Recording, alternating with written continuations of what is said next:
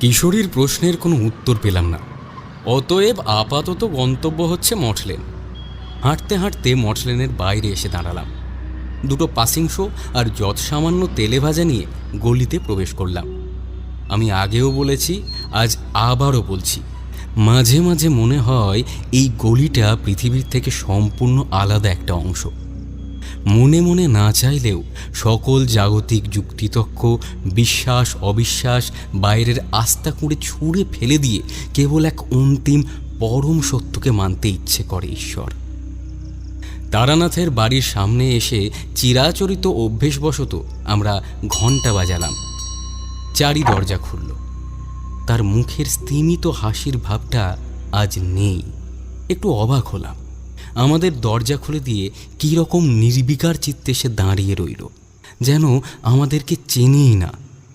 আমরা সোজাসুজি তারানাথের ঘরে ঢুকে পড়লাম। সমগ্র ঘরটা অন্ধকার। তারানাথ বসে আছেন মাথা নিচু করে।